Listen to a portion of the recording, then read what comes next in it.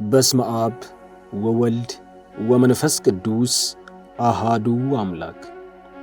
የዓለም መንግስታት ዓላማና ምስጢር ተገልጠዋል።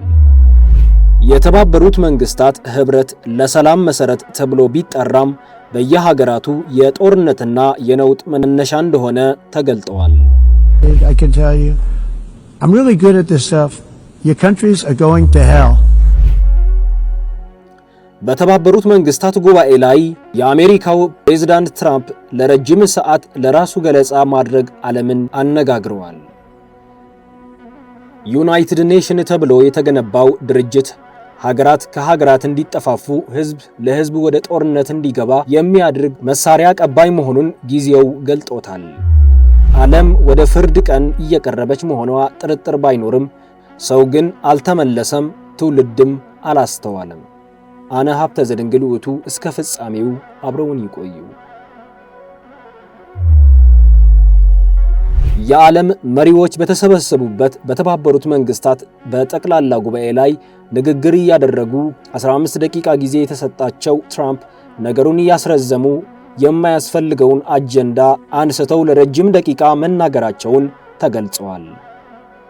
በዓለም ላይ ያሉትን ችግሮች፣ ፈተናዎች ለማስወገድ እንዴት እንደሚቀርፉት ራዕይ ከመንደፍ ይልቅ ስኬታቸውን በማንሳት በመሪዎች መሃል ሲጎርሩ መታየታቸውን ብዙዎቹ እንዳስከፋ ሲኤፍአር ገልጸዋል።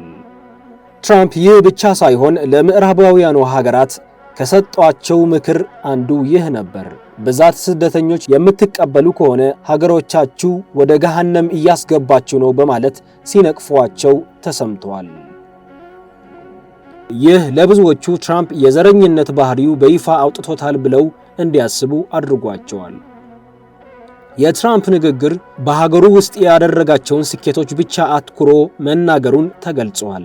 የኖቤል ሽልማት መሸለም እንደነበረበትም ጭምር ጠቅሰዋል።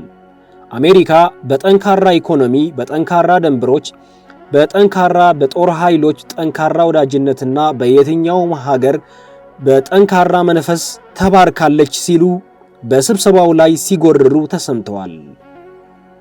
እውነቱ ግን ስንመለከተው ምንድን ነው? በአሜሪካ ከ47 ሚሊዮን ሰዎች በላይ የተመጣጠነ ምግብ መግዛት የማይችሉ መሆናቸውን ይታወቃል። ይህ አሜሪካ በኢኮኖሚ ጠንካራ ናት ሊያስብላት አይችልም። የመንፈሳዊ ውድቀት በግልጽ የሚታይባት ሀገር፣ የሰይጣን አምልኮት የሚንጸባረቅባት ሀገር እንዴትስ በመንፈሳዊ ጠንካራ ሆነች? ይህ በመንፈሳዊነት ጠንካራ ናት ሊያስብላት አይችልም። በዓለማችን ላይ ከሚገኙ የጦርነት ቀጠናዎች ዋና መስራችና መሐንዲስ የሆነችው አሜሪካ የሩሲያ ዩክሬን፣ የእስራኤል ፍልስጤም ጦርነት የምታመቻች የምታገዳድል አሜሪካ እንዴትስ ጠንካራ ጦር ኃይሎች ተብሎ ይጠራል? ይህ ከእውነት የራቀ ነው። ሰላም በአፍ ጦርነት በልብ ተባብረው በሰላም ስም የተሰበሰቡ መንግስታት አንዱን ሀገር ከሌላው ጋር እንዲጠፋፋ የእልቂት ድግስን የሚደግሱ የጦርነት ሴራን የሚጠነስሱ ናቸው። ዩክሬንና ሩሲያን ስንመለከት እስካሁን ድረስ አልበረደም። የአፍሪካ ሀገራት የጦርነት ዜናን ስናዳምጥ ሆነ እስራኤል፣ ጋዛ፣ ኢራንና አረብ ሀገራት ላይ በተነሳው ጦርነት የዓለም መንግስታት ህዝቡን ከእልቂት ሀገራቱን ከጦርነት አላዳኑም። የተባበሩት መንግስታት በውጭ ሰላም እያወጀ በውስጥ ግን ጦርነት ይዘራል። ሰላም እንላለን፣ ነገር ግን ጦርነት በልባችን ነው። መዝሙር 28:3 እንደተጻፈው ዩናይትድ ኔሽን በስም ለህዝቦች እንዲረዱ ተቋቁመው ቢታዩም እውነቱ ግን እንደ ባቢሎን ግንብ ራሳቸውን በከፍታ ላይ ቆልለው የተቋቋሙ የመንግስታት ስርዓት ሲሆኑ ለጦርነት ሰላም፣ ለሀገር መረጋጋት ሊያመጡ ቀርተው እርስ በርስ ባለመግባባት ቋንቋ ለቋንቋ እየተደበላለቁ መሆኑ ግልጽ ማሳያ ነው። አለቆች በህዝብ ፊት ራሳቸውን እየገለጡ ሲነጋገሩ ዓለም እውነትን አያስተውልም። የአሜሪካ ፕሬዝዳንት ትራምፕ በተባበሩት መንግስታት ጉባኤ ላይ ሰላም ለማምጣት ለዓለም መፍትሄን ለመስበክ ሳይሆን ስለ ራሱ አጀንዳ ወስዶ መናገሩ ይህ ትልቅ ማስረጃ ነው። ለመሆኑ ለዓለማችን ዩናይትድ ኔሽን ምን ጠቅሟታል? እንደ ሰላም አስከባሪነቱ መጠን ዩኤን ከተመሰረተበት ጊዜ ከ1945 አንስቶ እስካሁን ምን ሰላም ኑሮ ያውቃል? በየሀገራቱ ጦርነትና ረሃብ ከመከሰት አልፎ ምንስ ጥሩ ነገር ተሰምቶ ያውቃል? ዩኤንስ ያልገባበት ያልተበጠበጠ ሀገር ማን አለ? በጥቂቱ እንኳን ቢጠቀስ በሩዋንዳ ጄኖሳይድ ጀርባ የነበረው ዩኤን እንደነበር ይታወቃል።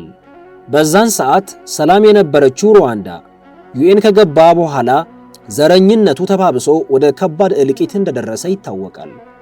በሰላም እየኖረች የነበረችው ኢራቅ ዩናይትድ ኔሽን ከገባ በኋላ ወደ ምድረ በዳ እንደተቀየረች ይታወሳል። ሊቢያም አፍጋኒስታን እንዲሁ። የዩናይትድ ኔሽን ዓላማ የአባዶናዊ የሆነ አጥፊው መንፈስ ዓላማ የጥልቁ ተላላኪዎች እንደሆኑ ግልጽ እየሆነ መጥተዋል። ዓለማችን ከዩኤን፣ ዩኒሴፍ፣ ናቶ እና ሌሎች ድርጅቶች ሁሉ ጥፋትና መቅዘፍት ተሸክማ ለብዙ ዓመታት ቆይታለች። ሞትና ደም ማፋሰስም ሕዝብ ለጥልቁ መንፈስ ግብር እንዲሆን በተቻላቸው መጠን በትጋት ሰርተዋል። ከጦርነቱ ወሬና ከጦርነቱ ወሬ በኋላ መጨረሻው ገና አልደረሰም። ነገር ግን እንዲህ ሊሆን አለ። ማቴዎስ 24:6 እንደተጻፈው የምድር መንግስታት የጦርነት ዕቅድን ለማምጣት በሰላም አልባሳት ውስጥ የተሸፈኑ ናቸው። እውነተኛው ሰላም ያለው በሰማይ አምላክ ብቻ ነውና ሰላሜን እተውላችኋለሁ፣ ሰላሜን እሰጣችኋለሁ፣ እኔ የምሰጣችሁ ሰላም ዓለም እንደምትሰጠው አይደለም። ዮሐንስ 14:27 እንደተጻፈው የዓለም መንግስታት በራሳቸው ኅብረት የሚያበረክቱት በመጨረሻ የጦርነት ዘር ነው። ሰው ልጅ ቢበረታታ መልካምን ቢያስብ እንኳ እውነተኛ ሰላም ከእግዚአብሔር ነው። የሰማይ አምላክ ካልተጠየቀ በፍጹም ሰላም አይኖርም። ዓለም ወደ ፍርድ ቀን እየቀረበች መሆኗን ትውልድ በመረዳት ልባችንን ወደ ሰማይ እናቅና። በታሪክ በእውነት በሃይማኖት ትውልድ ይቅና። ሕዝብ ያስተውል፣ ሀገር ይስማ። ሕዝብ አልቀዋል፣ ሀገር ወድመዋል፣ ደም ፈሰዋል። ምድርም በሰው ልጅ ደም ጨቂታለች። ወንዝ ወደ ደም ተቀይረዋል፣ ጨረቃም ደም ለብሳለች። የእግዚአብሔር ቁጣና መቅዘፍት በሰው ልጆች ላይ መጥተዋል። ሕዝብ ግን አልተመለሰም። የፍርዱ ቀን ሩቅ አይደለምና ሁላችን መልካም ፍሬ ሆነን እንገኝ እያልኩኝ ዘገባዬ በዚሁ ፈጸምኩኝ። ስብሐት ለእግዚአብሔር ወለወላዲቱ ድንግል ወለመስቀሉ ክቡር። ይቆየን።